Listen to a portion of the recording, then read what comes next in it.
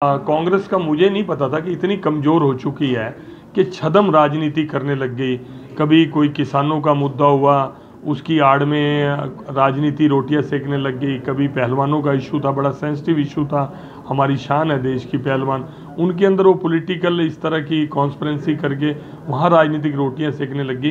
तो मैं तो हमेशा आपके माध्यम से बोलता था कि खुलकर मैदान में आना चाहिए और उनको बताना चाहिए कि उन्होंने कौन से अच्छे काम जब वो सरकारों में रहे, चाहे वो केंद्र सरकार में रहे चाहे प्रदेश सरकार में रहे, किसानों के हित में, मजदूरों के हित में, एम्प्लॉइज़ के हित में, गरीब आदमी के हित में उन्होंने कौन से अच्छे फैसले किए थे, उसको लेकर लोगों के बीच में आना चाहिए। करनाल लोकसभा से सांसद संजय भाटिया हमारे साथ हैं। करण कमल जो बीजेपी का दफ्तर है करनाल के अंदर, वहां पर तमाम लोगों की समस्याएं सुन रहे थे और किस तरीके से समाधान हो सकता है उसके लिए एक प्रयास किया जा रहा था। थोड़ी देर में सीएम मनोहर लाल भी करनाल पहुंचने वाले हैं। तमाम मुद्दों को लेकर बातचीत करेंगे सांसद संजय भाटिया जी से। सर, क्या कुछ कहना चाहेंगे? आज कोर ग्रुप की एक मीटिंग है, क्या मीटिंग का उद्देश्य रहने वाला है और किस तरीके से आगे की पार्टी की रणनीति रहेगी? कोर ग्रुप की एक बैठक जो है हमारे संगठन की व्यवस्था है। जो कोर ग्रुप की टीम है वो सब लोग हर जिला लेवल पे बनी है और प्रदेश की भी बनी हुई है। तो कुछ ऐसे इश्यूज हैं जो 1 to 1 बैठ के हम डिस्कस करते हैं। कई बार कम्युनिकेशन गैप के कारण तो बातों का अर्थ अलग निकल आता है। जब 1 to 1 बैठते हैं बिल्कुल खुले मन से चर्चा करते हैं, बातचीत करते हैं और कुछ ऐसे फैसले हैं in the interest of party बैठ के करते हैं। कांग्रेस पार्टी ने कहा है कि आने वाले दिनों में करीब 100 रैलियां उनकी तरफ से पूरे 90 विधानसभाओं में की जाएगी। तो किस तरीके से आप देख सकते हैं कि 100 रैलियां एक साथ और कहीं ना कहीं उसका फिर राजनीति पर भी असर देखने को मिलेगा? उनको करना ही चाहिए। मैं तो बार बार कहता था हमेशा, कांग्रेस का मुझे नहीं पता था कि इतनी कमज़ोर हो चुकी है कि छद्म राजनीति करने लग गई। कभी कोई किसानों का मुद्दा हुआ, उसकी आड़ में राजनीति रोटियां सेकने लग गई। कभी पहलवानों का इशू था, बड़ा सेंसिटिव इशू था, हमारी शान है देश की पहलवान, उनके अंदर वो पॉलिटिकल इस तरह की कॉन्स्पिरेंसी करके वहाँ राजनीतिक रोटियां सेकने लग गई। तो मैं तो हमेशा आपके माध्यम से बोलता था कि खुलकर मैदान में आना चाहिए और उनको बताना चाहिए कि उन्होंने कौन से अच्छे काम जब वो सरकारों में रहे, चाहे वो केंद्र सरकार में रहे चाहे प्रदेश सरकार में रहे, किसानों के हित में, मजदूरों के हित में, एम्प्लॉइज़ के हित में, गरीब आदमी के हित में उन्होंने कौन से अच्छे फैसले किए थे, उसको लेकर लोगों के बीच में आना चाहिए।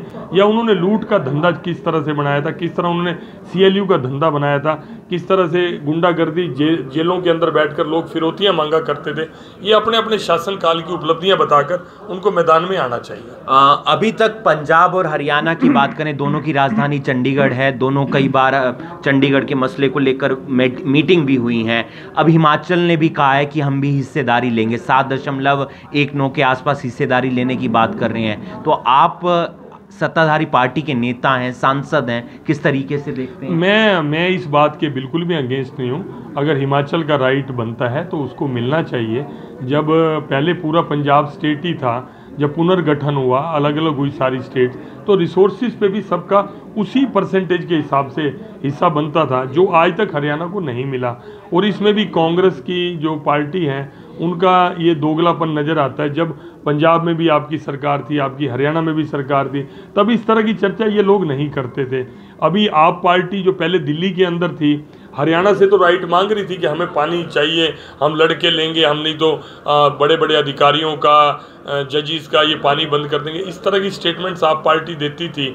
जो राइट पंजाब से हरियाणा को आगे, हरियाणा से आगे दिल्ली को जाना था, हरियाणा ने तो फिर भी अपना हक कम करके, मैं ग्रेटनेस मानता हूँ जब से मुख्यमंत्री मनोहर लाल जी बने हैं, आपने को करके, लेकिन उन्होंने केंद्र की चिंता करते हुए, राजधानी की चिंता करते हुए वहाँ के लोगों को कोई दिक्कत नहीं आने दी।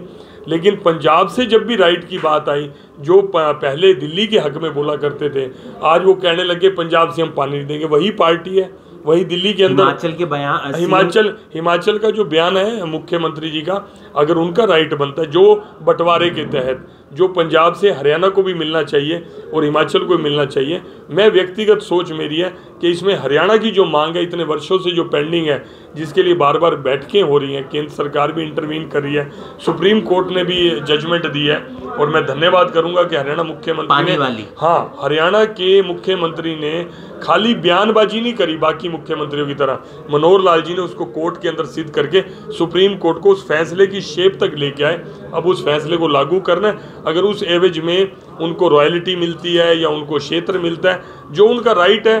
अभी जब हम पंजाब से अपना राइट मांग रहे हैं, तो अगर हिमाचल का राइट भी कोई पंजाब से मिलता है तो मैं समझता हूँ उसमें कोई ऐतराज नहीं। दोनों राज्यों से कुछ कुछ वो प्रतिशत लेना चाह रहे हैं? नहीं, उसमें मैं कोई ऐतराज नहीं करता। जो बंटवारा हुआ, जो एक जिस समझौते के तहत बंटवारा हुआ, उस समझौते के तहत सबको उनका हक मिलना चाहिए। चौधरी बीरेंद्र सिंह ने रैली की, उसमें उनका एक बयान सामने आया कि जितनी जल्दी दुष्यंत चौटाला या जेजेपी पार्टी से छुटकारा पालोगे उतना ज्यादा ठीक रहेगा। देखो, समझौते के फैसले मैं समझता हूँ किसी के लेवल पर नहीं होते।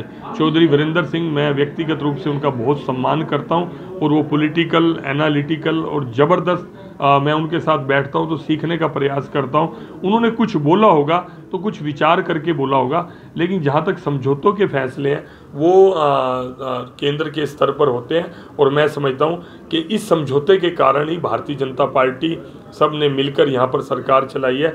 उसी समझौते की सरकार के कारण ही मनोहर लाल जी कुछ जनप्रिय फैसले कर पाए हैं। आज हरियाणा पहला राज्य है जहाँ 2750 रुपये पेंशन मिलती है। आज रिवेन्यू बिल्कुल इतना बढ़ा दिया कोविड के टाइम में, जैसे सेंटर में मोदी जी ने बढ़ाया, स्टेट में मनोहर लाल जी ने बढ़ाया। तो ये श्रेय मैं समझौते की सरकार को ही देना चाहूँगा। एक आखिरी सवाल, अभी भीम आर्मी के जो संस्थापक हैं चंद्रशेखर रावण, उन पर हमला हुआ, गोलियां चली और उसमें एक करनाल गोंदर के व्यक्ति को भी हिरासत में लिया गया है। अच्छा, मैं एग्जैक्टली ये घटना का मेरे को जानकारी नहीं है। बड़ा दुर्भाग्यपूर्ण है। लोकतंत्र के अंदर हर व्यक्ति को अपनी बात रखने का अधिकार है। हिंसा से आप किसी की बात को दबाएंगे तो वो समस्या छोटी नहीं बड़ी समस्या होती है। हर व्यक्ति को, हर विचार को चाहने वाले हजारों लोग होते हैं। अगर आप किसी विचार को ज़बरदस्ती क्रश करेंगे, वो किसने भी किया, मुझे नहीं पता गोंदर से किसने किया या करनाल से किसने किया या वो करने वाला किस विचारधारा का था, एग्जैक्टली मुझे केस की जानकारी नहीं है, लेकिन जिसने भी किया ये गलत है। यही बात हम कई बार कहते हैं कि हम कार्यकर्ताओं से मिल रहे होते हैं, कार्यक्रम कर रहे होते हैं, तो एक छोटी सी हल्की लोकप्रियता पाने के लिए या आप पार्टी के लोग 10 लोग इकट्ठे होकर जानबूझ के ड्रामा करते हैं। वही बात हम कहते हैं कि अगर आपकी प्रेस चल रही हो, आपकी कोई पब्लिक मीटिंग चल रही हो, तो अगर दूसरी पार्टी के लोग भी ऐसा करेंगे तो ये बहुत अच्छी बात नहीं है। इसलिए मैं समझाता हूँ कि लोकतंत्र है, आप लोगों के बीच में जाएं, चुनाव लड़ें, चुनाव जीतें। अगर लोग आपके पक्ष में मत देते हैं तो अपनी योजना के अनुसार से, अपनी नीति के हिसाब से, अपने मैनिफेस्टो के हिसाब से राजकाज को चलाएं।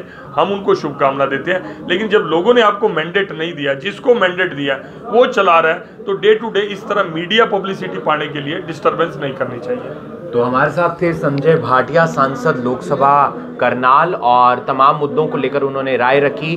बात जहां हिमाचल की कर रहे थे, वो अपनी हिस्सेदारी मांग रहा है। अगर हिस्सेदारी बनती है तो फिर उन्हें मिलनी भी चाहिए। आप बने रहिए करनाल ब्रेकिंग न्यूज़ के साथ। मैं आपके साथ हिमांशु नारंग।